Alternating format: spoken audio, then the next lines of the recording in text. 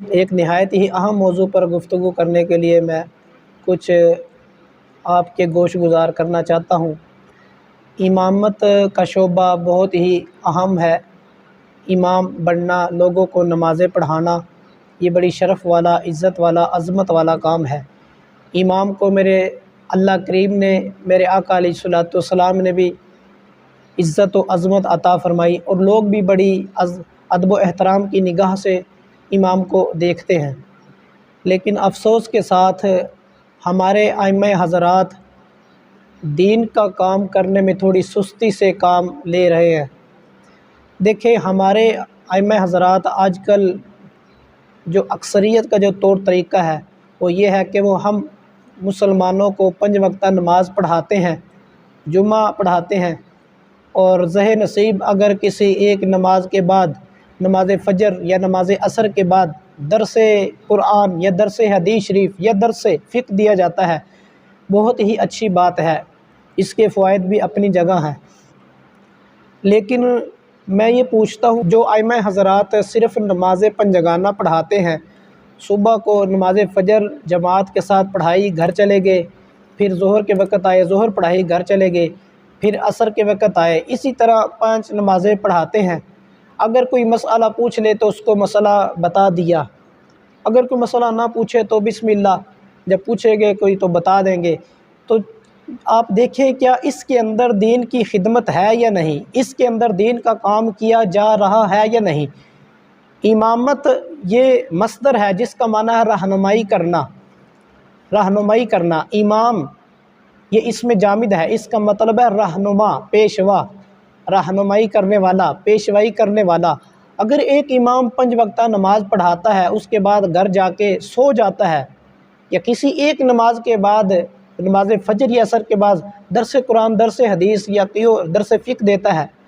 تو میں پوچھتا ہوں، اس کے علاوہ نماز جمعہ پڑھاتا ہے، تو میرا سوال ہے، کیا آپ اس کو دین متین کی خدمت کا نام دیں گے؟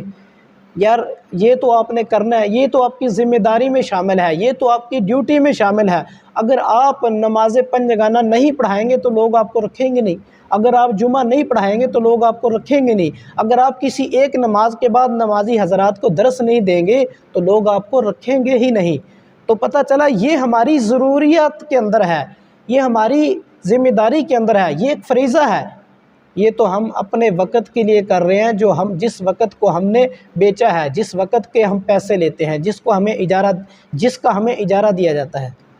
یہ تو دین کی خدمت نہ ہوئی۔ اور اس طرح ہم اپنے نمازی حضرات کا ذہن ایمان کے اعتبار سے، عقائد کے اعتبار سے، مسائل کے اعتبار سے پختہ نہیں کر سکتے۔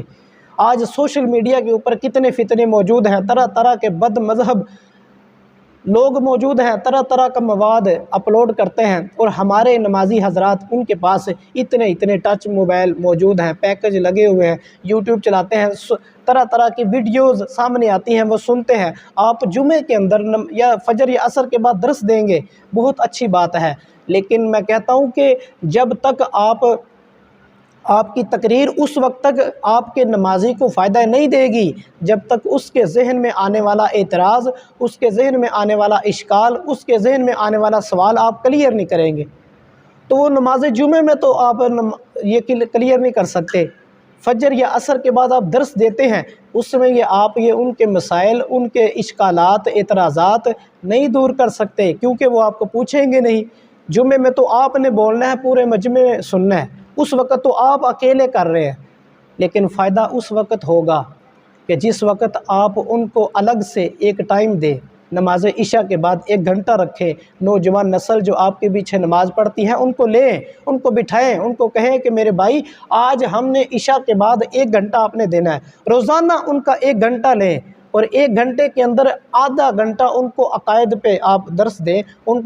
ان کو بتائیں عقیدہ کیا ہوتا ہے، عقیدے کی تعریف کیا ہے، ضروریات دین کیا ہے، اس کی تعریف کیا ہے، اس کے اندر کیا کیا چیزیں ہیں، ضروریات مذہب اہل سنت کیا ہے، اس کی تعریف کیا ہے، اس کے اندر کیا کیا چیزیں ہیں۔ تو اسی طرح عقیدہ اہل سنت پہ علم غیب، عقیدہ اہل سنت اور علم غیب کیا ہے، حاضر و ناظر کا اہل سنت کا اس پر عقیدہ کیا ہے، میرے آقا علیہ الصلوۃ والسلام غیب جانتے ہیں، اس پر اہل سنت کا عقیدہ کیا ہے، قرآن و حدیث سے دلائل کیا ہیں، اور اس سے حدیث احادیث کون سی دلیل کے طور پر ہمارے پاس موجود ہیں ان کو بتائیں، ان کو نماز کے مسائل سکھائیں، ان کو دیگر اور ان کے ذہن میں آنے والے سوال دور کریں۔ مین چیز یہ ہے، جب تک آپ ان کے آنے والے ذہن میں خلش جو پیدا ہو رہی ہے اس کو آپ دور نہیں کریں گے تو آپ چاہے 1 گھنٹے کی تقریر کریں، 1.5 گھنٹے کی تقریر کریں، جب تک اس کا وہ مسئلہ ذہن والا حل نہیں نہ ہوگا تو آپ کی 1.5 گھنٹے کی تقریر کا میرے خیال سے وہ فائدہ نہیں ہوگا جو فائدہ ہونا چاہیے۔ آپ تقریر کریں گے، اس کے ذہن میں ایک چیز پھنسی ہوگی، جب تک وہ کلیئر نہیں ہوگی وہ آپ کی آگے والی باتیں ایکسیپٹ نہیں کرے گا، آپ کی آگے والی باتیں قبول نہیں کرے گا، تسلیم نہیں کرے گا۔ تو کاش ایسا ہو جائے۔ یہ میرے اندر جو درد ہے، جو فکر ہے، وہ میں عرض کر رہا ہوں کہ کاش ہمارے ائمہ حضرات ایسے بن جائیں کہ نماز عشاء کے بعد نوجوان نسل کو لے کر بیٹھے، ان کو عقائد سکھائیں، ان کو مسائل سکھائیں، آدھا گھنٹہ عقائد پہ گفتگو کریں اور آدھا گھنٹہ مسائل پہ گفتگو کریں۔ جب اس طرح انشاءاللہ العزیز آپ لے کر چلیں گے پھر دیکھیے گا کتنا دین کا فائدہ ہوگا۔ پھر آپ ہر ایک مدارس میں تو نہیں نہ جا سکتا، ہر ایک 8 سال کا کورس تو نہیں نہ کر سکتا، 10 سال کا کورس نہیں کر سکتا، لیکن آپ 1 سال 2 سال 3 سال اس طرح کر کے دیکھیں، انشاءاللہ العزیز آدھے عالم آپ لوگوں کو بنا چکے ہوں گے۔ آپ کے نمازی حضرات کو ہر مسئلہ آتا ہوگا، ایک دوسرے کی اصلاح کریں گے، پھر آپ کو یہ بتانے کی ضرورت پیش نہیں آئے گی کہ بھائی جان سجدے کے اندر 1 انگلی کا لگنا شرط ہے، 3 کا لگنا واجب ہے، 5 دونوں پاؤں کی 10 انگلیوں کا لگنا سنت ہے۔ پھر آپ کو بتانے کی حاجت پیش نہیں آئے گی انشاءاللہ، پھر آپ کے نمازی ایک دوسرے کی اصلاح کریں گے، لیکن اس کے لیے آپ کو وقت دینا ہوگا۔ فجر پڑھا کے ظہر تک کتنا وقت ہوتا ہے نہ جانے ہم وہ کیسے کہاں گزارتے ہیں۔ آپ کہیں گے کہ ہمارے معاشی حالات بھی کچھ ایسے ہوتے ہیں جس کی وجہ سے یہ چیزیں جو میں آپ کو کہہ رہا ہوں اس پر عمل کرنے کے لیے مطالعہ بھی کرنا پڑے گا، دینی کتب کو پڑھنا پڑے گا، اس وقت ایسا ہوگا۔ تو ہمارے پاس مطالعے کے لیے ٹائم نہیں، ہمارے ذہنی معاملات حل نہیں ہوتے، معاشی معاملات حل نہیں ہوتے، ہم کیسے پڑھیں؟ تو دیکھیں یار، مسجد کو آپ دین داری کا، خدمت گزاری کا ذریعہ بنائیں، اس کو آپ صرف روزی کا اڈا نہ سمجھیں۔ ہم جو نمازیں پڑھاتے ہیں، جمعہ پڑھاتے ہیں، میں تو یہی سمجھتا ہوں کہ یہ ہم نے پیٹ کا ذریعہ بنا رکھا ہے۔ اگر صرف نمازوں تک رکھیں گے تو یہ ہم اپنے آپ کو پال رہے ہیں، اپنے بچوں کو پال رہے ہیں، نمازی حضرات کا، مسلمانوں کا ہم ان کی رہنمائی نہیں کر رہے۔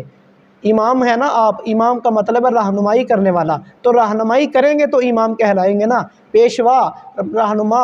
امام کا مطلب ہے پیشوا، تو پیشوائی کریں گے تو امام کہلائیں گے۔ تو کاش کہ ایسا ہو جائے۔ آپ معاشی حالات کو چھوڑ دیں، یہ ایسے ہی چلنا ہے، یہ زندگی ہے۔ میرے آقا علیہ الصلوۃ والسلام نے جب فرما دیا کہ دنیا مومن کے لیے قید خانہ ہے، کافر کے لیے جنت ہے، باغ ہے، اس نے اب بندہ قید خانے کے اندر جب رہتا ہے تو وہاں مشکلات بھی آئیں گی، پریشانیاں بھی آئیں گی، مصیبتیں بھی آئیں گی، بندہ خوشحالی کی زندگی کم ہی گزارے گا۔ اور ویسے بھی دیندار جو طبقہ ہے ان کے نزدیک تو مصائب و آلام کا زیادہ تر وقوع ہوتا ہے، کیونکہ یہ دین کے قریب ہیں۔ اور میرے آقا علیہ الصلوۃ والسلام کی حدیث کا مفہوم ہے کہ